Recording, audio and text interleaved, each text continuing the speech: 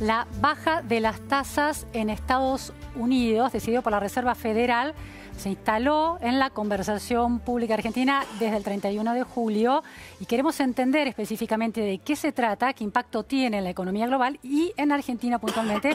Estamos con el economista, especialista en mercados internacionales, Luis Palma Cané. Muchísimas gracias por estar aquí, Luis. Hola, ¿cómo te va? Un gusto. Luis, la información dice que desde 2008 Estados Unidos no decidía una baja de interés y lo ha hecho en estos últimos 25 años solo 5 veces. ¿Por qué es tan excepcional esa medida y por qué se tomó en 2008? En 2008, empecemos por el principio, se tomó porque, si vos te acordás, fue el inicio de la famosa gran recesión 2008-2009. Claro. Entonces, cuando empieza o estás en un ciclo recesivo, la política monetaria se dice que es una política que hace el relajamiento monetario. Si baja las tasas, inyecta dinero, básicamente para que las tasas de largo plazo bajen y esto ayude a tomar crédito, invertir, etcétera. Es de libros, digamos, ¿no? Es decir, alienta, bajando las tasas, desalienta la idea de hundir plata, voy a decirlo de una manera muy doméstica, en plazos fijos. Claro. Y lo llevo al sector productivo donde la rentabilidad puede ser mayor que lo que la tasa de interés me paga. Sí, perfecto. O también aquellos proyectos que se demoraban porque el costo de tomar prestado era muy alto, sí, y no daba la rentabilidad del negocio. Claro. No es lo mismo tomar dinero prestado al 8 o 10% que al 2%. Claro, ¿no? Hay una serie de negocios que no dan rentabilidad con un pasivo del 10, con una deuda del 10% y que sí lo dan con el 2, claro, o 2,5. O sea que uno, al bajar la tasa de referencia de la FED, que es la tasa en la cual se prestan dinero los bancos, sí, automáticamente bajan también la tasa de 10 años, claro, que es la tasa de referencia de los mercados. Digamos. Luis, entonces, otra información interesante y queremos entenderlo porque hablamos de estas cosas como si fuera lo más común del mundo, pero a la mayoría de la gente se nos escapa. Seguro.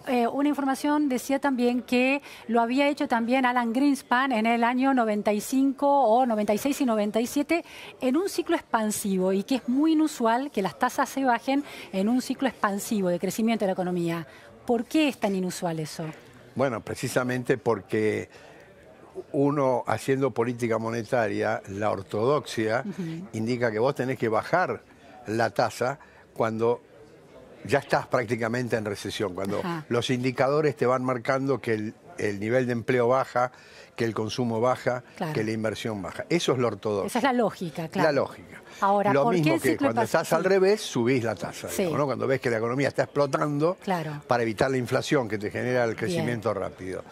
Greenspan lo hizo y ahora es el mismo caso que es una nueva, digamos, no teoría, pero una nueva visión quizás, es que vos para bajar la tasa no necesariamente tenés que esperar a que la recesión esté, sino que vos tenés que adelantarte.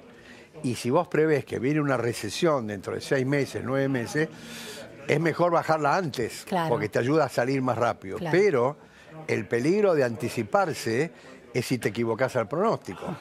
Porque una cosa es estar en recesión hoy y otra cosa es decir que dentro de 9 meses vas a estar en recesión.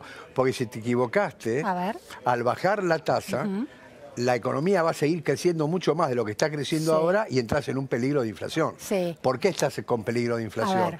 Y bueno, porque cuando la economía empieza a acelerarse más, el consumo aumenta. Vamos a hacer el ejemplo del consumo.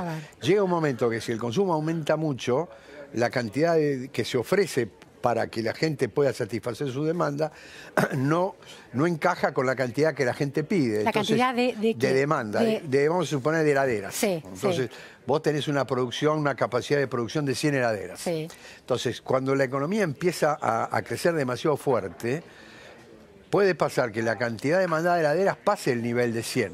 Vamos a poner el límite 120. Entonces, ¿qué hace el empresario normalmente para satisfacer esa demanda? Sube el precio. Claro. De manera que la cantidad demandada baje.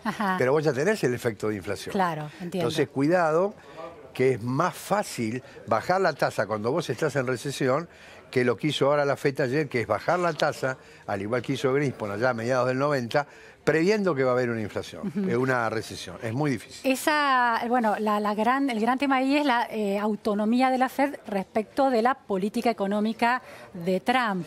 El conocer el crecimiento en términos de PBI era un dato clave para la FED, ¿no? ¿De cuánto es en Estados Unidos el crecimiento actual y el que se espera? Mira, el crecimiento se mide por trimestre, ¿no? El crecimiento, el año pasado dio 2,5%, que es mucho para la economía norteamericana. Eso anual. Anual, 2,5, perdón, 2,5, 2018 contra 2017. Sí. El primer trimestre del 2019 respecto al último, el 2017, dio 3,1%, que es altísimo. Respecto del último de 2018. Sí, siempre trimestre contra trimestre o año contra año. Esto, el primero que te dije era año contra año. Bien. Y este es el primer trimestre contra el último trimestre.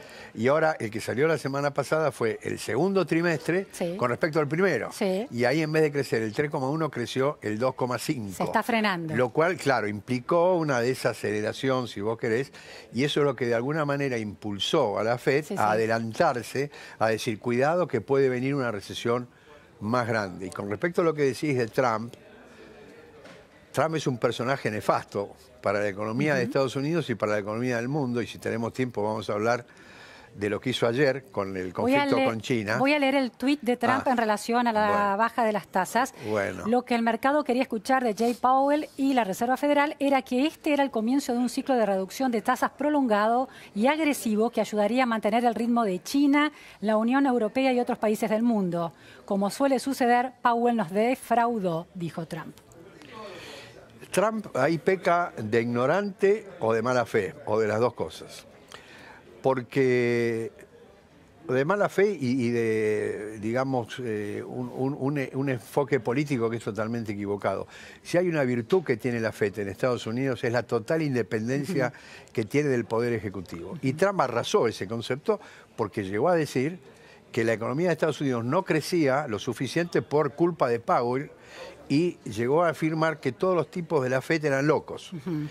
Y ayer se mandó con eso que, bueno, ya implica que deja de lado totalmente el principio de la independencia, lo cual es muy malo. Juzga la decisión. Ahora, lo que me interesa que nos explique es por qué la baja de tasas de Estados Unidos, según lo explica Donald Trump, ayudaría a mantener el ritmo de China y de la Unión Europea y de otros países del mundo. Porque en la medida que sea cierto lo que dice él, que bajar la tasa ayudaría a que la economía de Estados Unidos creciera más, evidentemente la economía de Estados Unidos, que es el 22% del Producto Bruto Mundial, en la medida que crezca mucho va a importar más, va a importar más de China, más allá del conflicto. Un efecto positivo en los otros países. Por supuesto, pero si fuera verdad lo que dice el señor Trump, que es mentira, sería tan fácil con no bajar 25 puntos, que baje, que la baje a cero, y entonces la economía, seríamos todos felices. Y entonces, ¿por qué no es verdad? ¿Por qué no funciona así? Que bajando lo máximo posible la tasa, no hay un derrame sobre las economías de los otros países. Porque cuando vos bajás demasiado la tasa,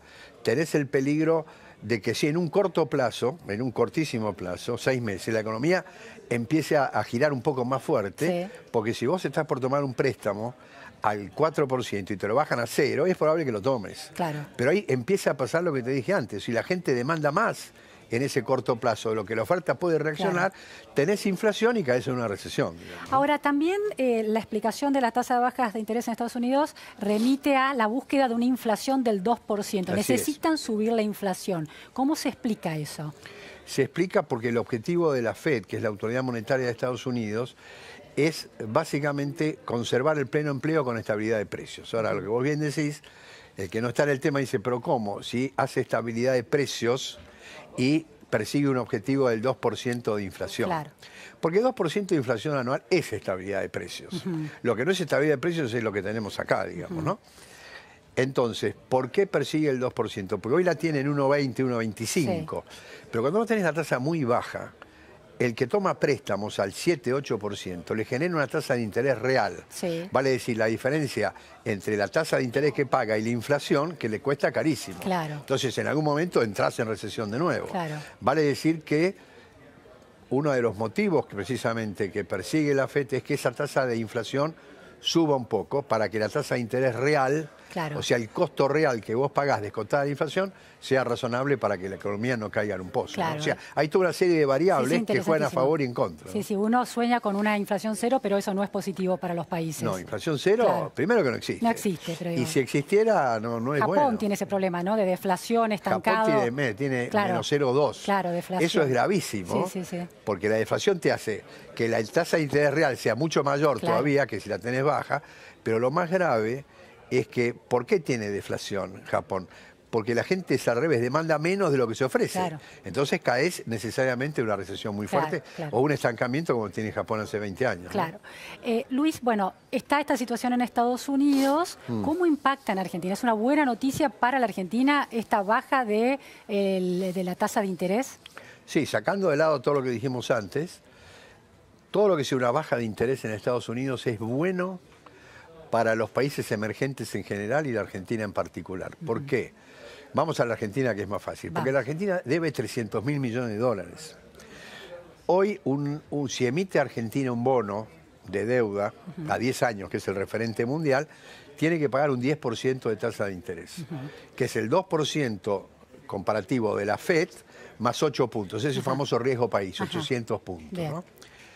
Entonces, en la medida que baje la tasa de Estados Unidos, el costo de renovar la deuda o de tomar deuda para los países emergentes es menor. Claro. Ayuda. Claro. Y también ayuda porque cuanto más baja sea la tasa en Estados Unidos, menor incentivo tienen los capitales a invertir en Estados Unidos.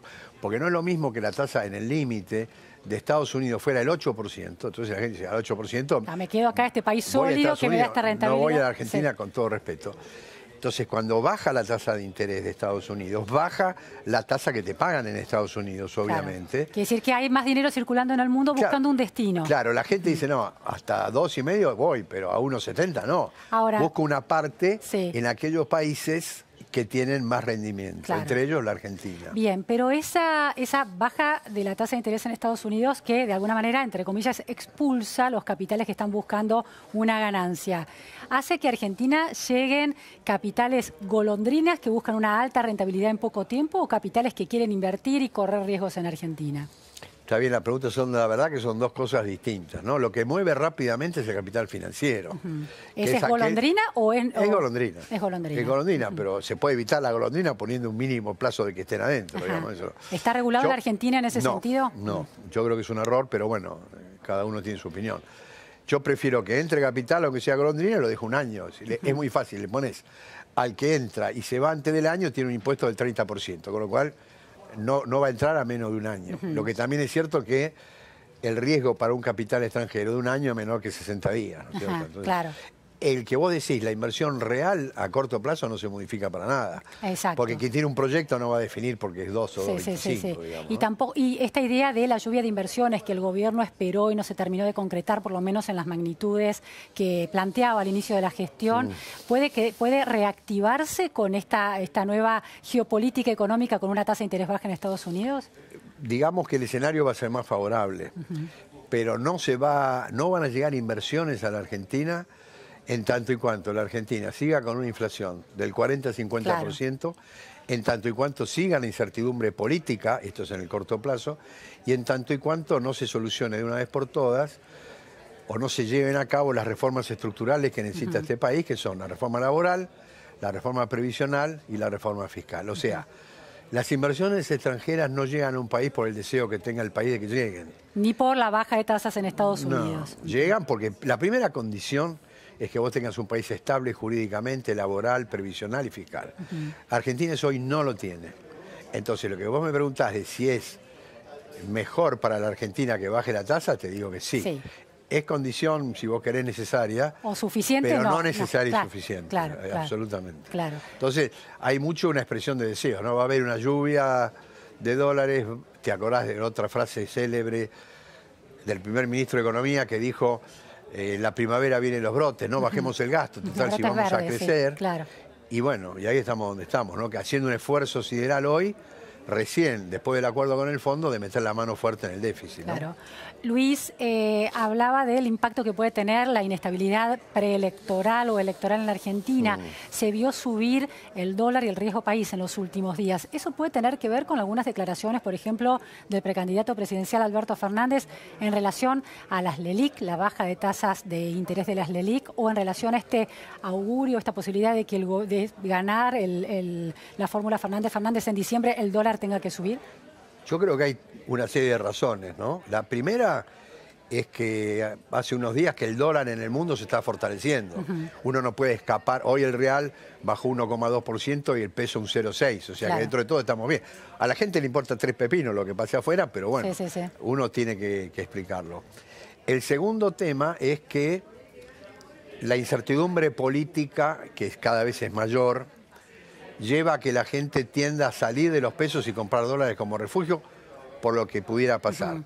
Y tercero, las declaraciones de este personaje, que es otro ignorante y de mala fe, porque lo que dijo de las LELIQ, no importa explicarlo acá, pero hemos explicado, hemos tenido sesiones de lecciones de las LELIQ en la Lo de LELIQ no resiste el menor análisis.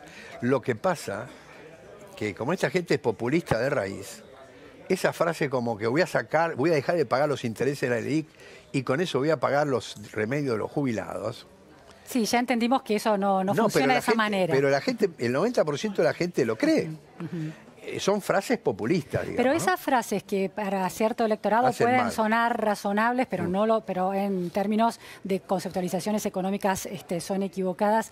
¿Cómo las escuchan los inversores, los mercados, en el sentido de la cosmovisión económica de una posible gestión? Y disparan. Disparan porque si esta gente piensa que este tipo, con perdón de los tipos, llega a ser presidente de la nación, acá no va a entrar un peso de afuera y lo poco que hay se va. Salvo que lleguen al gobierno y cambien así. Pues esta gente cambia como de camisa, ¿no es cierto? Pero hoy con lo que dicen es tremendo, ¿no? Es tremendo. Las pasos son dentro de 9 días. Es el efecto de inestabilidad que se va a ir acentuando por la cercanía de esa posibilidad. ¿Impacta directamente otra vez en el apetito de los mercados? Claro que impacta, porque la gente en realidad, el peor enemigo de los mercados es la incertidumbre. No sé lo que va a pasar. Si vos no sabés lo que va a pasar en cualquier orden de la vida, ¿vos qué haces? Paro y veo. Y bueno, invierto y corro el riesgo de ganar mucho. Sí, pero eso no te hace el volumen general. Ahí están los especuladores, digamos, que pierden o ganan, pero eso no te hace al mercado, a la sociedad argentina. Bien. Entonces, cuanto más cerca estemos y más se ponga en duda quién va a ganar o quién va a perder, al aumentar la incertidumbre va a aumentar la aversión al riesgo a tener pesos. Con lo cual quiere decir que la gente va a vender pesos y va a comprar dólares. El gobierno, a mi juicio, lo que tiene que hacer es impedir que en ese corto plazo el dólar se dispare por ese movimiento de corto plazo, porque si todos los días de acá a las elecciones paso, el dólar va a subir 50 centavos, y bueno, yo te diría que las perspectivas del partido del gobierno de hacer unas pasos razonables cada vez van a ser menores, ¿no? Muchísimas gracias, Luis Palma, por estas explicaciones. Nos vamos a un corte en la repregunta Noticias a Fondo y enseguida volvemos. No se vayan.